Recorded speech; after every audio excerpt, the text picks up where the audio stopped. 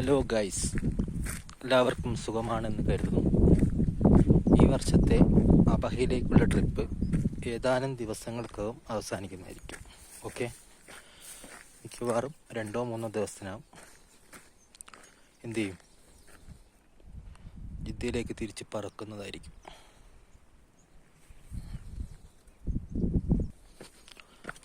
ഇപ്പോൾ എൻ്റെ അടുത്ത് നമ്മുടെ ഓട്ടോക്കാരൻ പറഞ്ഞ് താഴത്തെ കാഴ്ചകൾ കാണിച്ചു തരണം.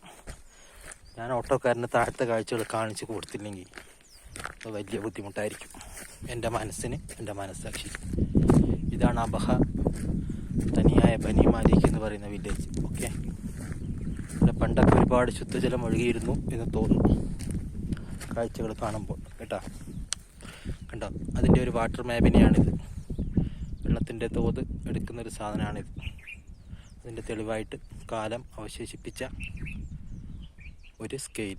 ഓക്കെ, ഇതങ്ങോട്ട് തോടാണ്, ഇവിടുന്ന് അങ്ങോട്ട്. ഇവിടെയാണ് ഞാനന്ന് പറയുന്നത്, അന്ന് വീഡിയോയിൽ കൂടി ഷോർട്സ് ചെയ്ത കൃഷി വരുന്നത് ഇവിടെയാണ്. അത്യാവശ്യം നല്ല രീതിയിൽ വെള്ളത്തിൻ്റെ തോതനുസരിച്ചിട്ട് കൃഷി ചെയ്യുന്നുണ്ട്. കൂസ എന്ന് പറയുന്ന സാധനം ഒന്ന് കാണിച്ചിരുന്നു, ഒന്നുകൂടെ കാണിക്കാം. ലോങ് വീഡിയോസ് ചെയ്യുമ്പോൾ പിന്നെ അതിൻ്റെ ഒരു കുറവ് വരരുതല്ലോ. ഇതാണ് കൂസ, ഈ കാണുന്നതാണ് കൂസ കേട്ടോ, ഈ കാണുന്നതാണ് കൂസ. ഓക്കെ, പിന്നെ ഇപ്പുറത്ത് തക്കാളി ഉണ്ട്. ഇവിടെ തക്കാളി കൃഷി ചെയ്തിട്ടുണ്ട്. തക്കാളിയുടെ കൃഷി ഇങ്ങനെയാണ് പോകുന്നത്.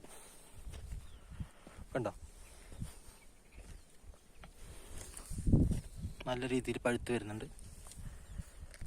അപ്പുറത്ത് പയറ് വർഗത്തിൽ പെട്ടെന്ന് തോന്നും. അത് വലിയൊരു പിടുത്തമില്ല, എന്നാലും ഉണ്ട്. ഇനി അവിടെ നിന്ന് ഇങ്ങനെ പോയാൽ, കാരണം ഞാനിവിടെ വന്നിട്ട് 3 മാസം നിന്നിട്ട് എൻ്റെ അടുത്ത് ഒരാൾ പറയും കൂടെ ചെയ്ത്, ഓട്ടോക്കാരൻ പറഞ്ഞങ്ങനെ. ഞാനത് ചെയ്തില്ലെങ്കിൽ മോശമല്ലേ എന്നെൻ്റെ മനസ്സാക്ഷി എന്നോട് പറഞ്ഞു. ഇപ്പോൾ ഞാൻ മോട്ടോർ ഓൺ ചെയ്യാൻ വേണ്ടി പോകുമ്പോൾ അങ്ങനെ ചെയ്യുന്ന വീഡിയോ കേട്ടോ. ഇവിടെ വണ്ടി ഇവർ താമസിച്ചിരുന്ന വീടാണെന്ന് തോന്നുന്നു. വീടാണ്.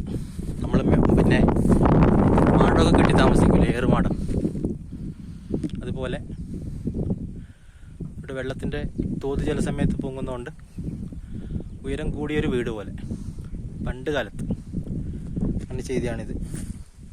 അതിൻ്റെ രൂപകൽപ്പനയാണിത്, കാണുന്നുണ്ടല്ലോ. അങ്ങനെയാണിത് ചെയ്തിട്ടുള്ളത്. ഇനി അവിടുന്ന് പോയാൽ ഇതാണ് അബഹയുടെ കിണർ.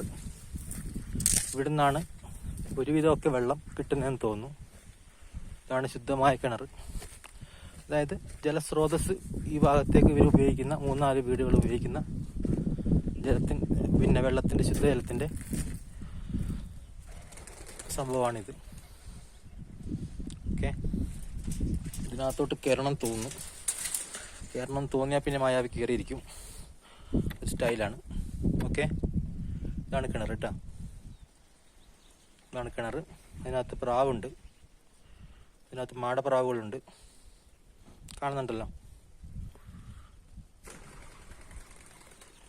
ഓക്കെ, അപ്പോൾ ഇതാണ് നല്ല പോലെ, ഞാൻ പറഞ്ഞില്ലേ ഹിൽ വ്യൂ ഉണ്ട്. മലമ്പ്രദേശമാണ്, മലകളാൽ കവർ ചെയ്ത, സന്ധ്യ ആയാലൊന്നും തണുപ്പ് വരുന്ന, പകലധികം ചൂടില്ലാത്ത ശുദ്ധമായ പ്രദേശമാണ്. ശുദ്ധമായ പ്രദേശമല്ലെങ്കിൽ ശാന്തമായ പ്രദേശം. ഓക്കെ, ഇവിടെ പിടിച്ച് കിടക്കുന്നത്, മരുഭൂമിയിൽ വിളഞ്ഞു കിടക്കുന്നത് ഉറുമാമ്പഴമാണ്, കണ്ടില്ലേ.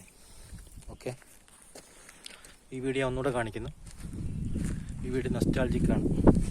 ഓക്കെ, അപ്പുറത്തൊരു വീടും കൂടെ ഉണ്ട്, അതും കൂടെ കവർ ചെയ്തിട്ട് ഈ വീഡിയോ വൈൻഡ് ചെയ്യും. വേറെ ഒരു കിണറാണ് ഇത്. ചെറുതായിട്ട് വെള്ളത്തിൻ്റെ അളവേ ഉള്ളൂ ഇതിനകത്ത്, ഉറവയാണ്, പക്ഷെ വറ്റാറില്ല. 1-2 ദിവസത്തേക്ക് വേണ്ടുന്ന വെള്ളം ഇതിനകത്ത് സ്റ്റോക്ക് ഉണ്ടാവും. ഇത് കഴിഞ്ഞാൽ ആ ഒരു വീടും കൂടെ ഞാൻ കവർ ചെയ്തിട്ട് ഈ വീഡിയോ വൈൻഡ് ചെയ്യും. മ്യൂസിക്കൊന്നും ഉണ്ടാവില്ല, ബാക്ക്ഗ്രൗണ്ട് മ്യൂസിക് ഇല്ല, എൻ്റെ വോയിസിൽ തന്നെയാണ് കേട്ടോ. ഓക്കെ, എല്ലാവരും സപ്പോർട്ട് ചെയ്യുക. സബ്സ്ക്രൈബ് ചെയ്യാത്തവർ സബ്സ്ക്രൈബ് ചെയ്യുക. ലൈവിൽ വരാത്തവർ ലൈവിൽ വരിക.